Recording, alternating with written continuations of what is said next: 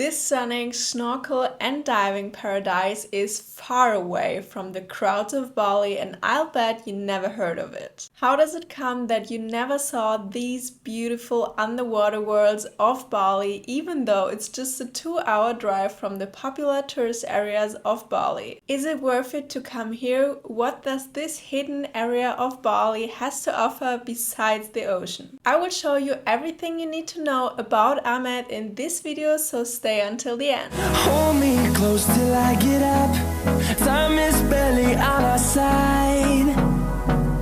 I don't wanna waste what's left. We will start with the location of Amed, where to stay, what to do, even the best snorkel spots and restaurants to go when you are here. I will also tell you if it's worth it to come here and why the underwater world was so different than what I expected. So first of all, to the location of Amed, and it is located on the very east side of Bali, behind the Mount Agung, the volcano, and also behind another mountain, and it's located directly on the ocean. If you're coming from Canggu, you probably need between 2.5 until 3 hours by bike or car, and if you're coming to Ubud, you need about 15 minutes less than that. For your place to stay, you can basically book over Airbnb, Booking.com, or Agoda, which are the most famous booking websites here. And you can choose anything from a hostel up to a villa, but make sure to stay in the center point of Amed, which is between St. Bernard's Cafe and Sunset Viewpoint Amed. Why is that so important? Because we thought we got a very good deal with a nice view on the ocean, and it was 15 minutes away from the center point of Amed, but we were like, yeah, we can drive with our own scooter. But the road after the Sunset View Amed is getting really bad with a lot of holes and stuff, and you really don't want to drive there all the time because all of the cafes and restaurants are basically there.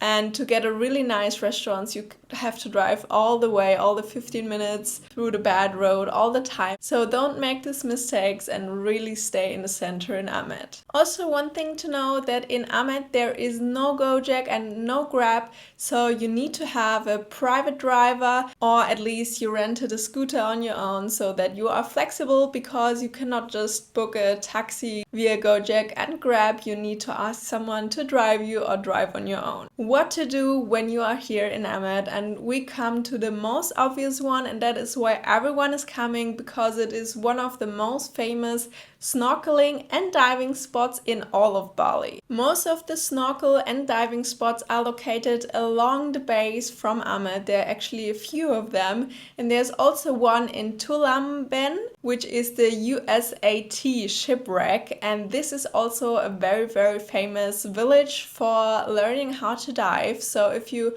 want to do that, like free diving or scuba diving, this is actually a really good place because the shipwreck is very deep and you can swim underneath it and learn a lot of things there. And if you want to go snorkeling in Amed, the best way to do is just to book a day trip with a guide that has a boat and ships you to all of the spots that you can just easily enter there. They are actually not quite far away from the coast and the beaches, but when it's low tide you cannot really walk outside because of all the corals. So that's why I booked a day trip, and I was super happy with it because it was so much faster than if I would have driven to every single spot. And I can leave you the number below with the guy I did it. I had a complete private tour on this little boat. It was super cute, and I paid around $21 for 4 spots, and the gear is included, everything. He drives you around, and it was a really nice experience, and I would always do it like that again. The most famous snorkel spots in Amed are first of all the Japanese shipwreck, which is really impressive, and in my opinion there are the most fishes there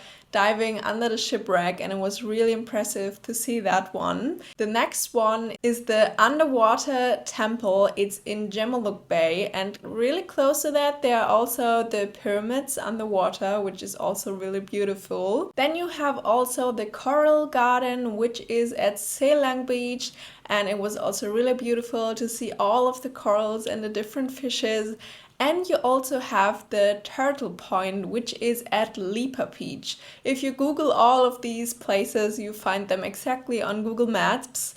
And we could even see a turtle just swimming, diving, and eating some coral. And it was really beautiful to get that close to the turtle and just watch it swimming. And what I already mentioned is the USAT Shipwreck, which is a 30-minute drive to Tulamben, but it's very big. You can dive under it if you're doing scuba diving, and it's very impressive with a lot of fish. But you should keep in mind where a lot of beautiful fishes are, there are most of the time also some dangerous and venomous fish. And a few of them that are also in Amed is, first of all, the box jellyfish that you should really avoid. You should also avoid the triggerfish, which is also more aggressive when they have little kids. And there is also the stonefish, which looks like a stone, but when you step on it, it will sting you, and it is one of the deadliest animal on the whole planet. Which is also one of the reasons why I didn't want to walk from the beach to the diving spots and just took a boat instead. But in general, during my snorkeling trip, I was totally fine. There were just some little jellyfish that made your skin a little bit itchy, but normally should be totally fine. But just be aware of that there are not only good fish in the ocean. If you like the value that you're getting out of this video, please help me out, like and subscribe to help this channel grow. Besides of the ocean, you can also go to Sunset Point Amed, which is a restaurant and also a pool with sunbeds and umbrellas where you can enjoy the day, look at the ocean, and you can even see the sun setting right behind the volcano Mount Agung. And there are also many more restaurants in the Gemaluk Bay which look directly on the volcano Mount Agung, which looks really impressive. You can see the sunset from there, but sadly, because we were there in rainy season, there were always clouds and we couldn't really get a sunset there. When we come to the beaches in Amed, I have to disappoint you, there are actually not really many nice beaches.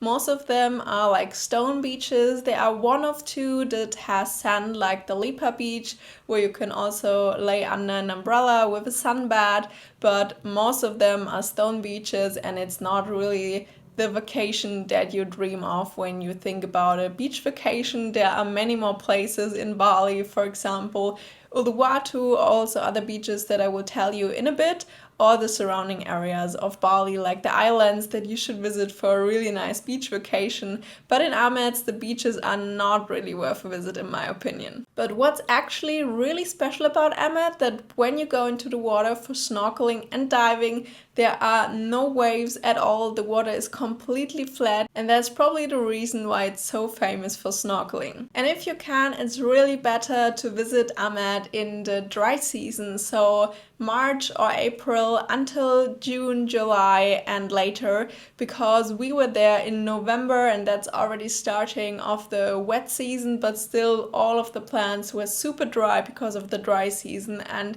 in my opinion much more than the rest of Bali's. And also because of the rainy season, we had lots of clouds in front of the volcano Mount Agung, which is also very famous for Amed, to have that beautiful view of the volcano. So if you come in the beginning of dry season, everything is still green and you have a beautiful view of the volcano. Now I will cover some to-dos more outside of Amed, and I would say up to 1 hour drive, and actually I already covered a lot of them in my previous videos about Ubud and Cinnamon, so if you didn't see that yet, I will link it down in the description. The first thing is the Samsara Living Museum. It is about a 15-minute drive, and it is a museum about the culture and living of the Balinese people, so you get a deep dive how the people lived back then and partially even today with their culture, how they process and cook their food and much more, which is really interesting if you want to learn more about the culture. And you can also combine all of the following points together because everything is quite close, so you can just sum it up in a day trip. Next one is the Tirtha Ganga Water Palace, and it's this beautiful palace where they have this famous fish pond where you can walk on the stones and make beautiful pictures. We also have the Bukit Sinta and the Lahangan Suite, which are basically viewing points of the volcano Mount Agung, and looks really impressive. And if you have the luck to have no clouds, you get really stunning pictures. The next one is the Barina Rice Terraces, and it is a little bit like a small Cinnamon or a small Jatiluvi or Ubud within Amed, and it's really beautiful. You can go there and just sit down in a cafe and just look at the rice fields and enjoy the view. If you're missing some white sand beaches in the eastern or north part of Bali, I have two for you. First one is the Bias Tugul beach and the second one is the Virgin Beach. Both are about 1 hour away from Amed, so you can drive there and just enjoy a chilled day at the beach. And the last one is the Lemponyang temple that I just wanted to cover in this video because it's very famous, and it's this beautiful gate, and at the back is the volcano Mount Agung, and the tour guides are actually holding a mirror beneath your phone camera so that it looks like you're standing on a lake. But I definitely have to say that I personally wouldn't recommend visiting it because you probably just stay 3 to 4 hours in a line to get that fake picture because he's just faking it with a mirror. So I wouldn't go there, but I just want to cover it because it's very famous in this area. Now we come to the restaurants, and I again will blend all of them in here so you can just take a screenshot and mark them up. And a few really good ones are, first of all, the Blue Earth Village and also Jolly Best View, which are restaurants right in the Gemaluk Bay, so you can see the volcano in the background and also the sunset in the evening if you have no clouds. And also there are a few really good cafes, like for example St. Bernard's Cafe or One Way Espresso that you will find more in the beginning of Amed. And also one restaurant that we really liked and can really recommend to you is the Rimba Cafe. And now we come to my final opinion. Should you come here to Amed, include it in your trip, and is it really worth it? So my honest opinion about Amed, that if you love snorkeling and diving, it is definitely a really great place to see a lot of things underwater and explore a lot of things, especially the shipwrecks, and the underwater temple was really special to see. But keep in mind that there are actually a lot of other great places on the rest of the world as well, like Koh Tao in Thailand that I also visited. That was super great, and I could even see a white tip shark there. And also in Bali you have two other snorkeling spots. First of all is Menjangan Island, which is quite far away from the rest of the tourist spots.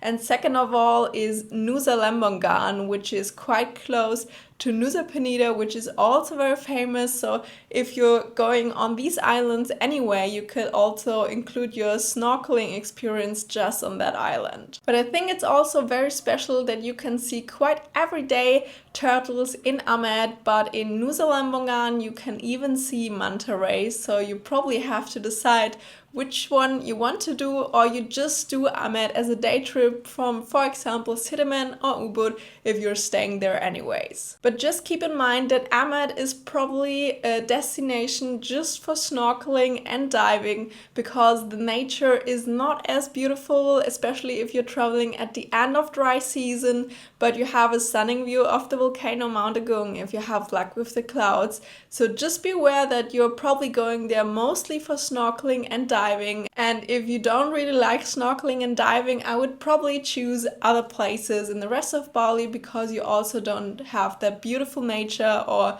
beautiful beaches around. So thank you very much for liking and subscribing, and I will see you in one of my next videos where I show you the most beautiful places on earth.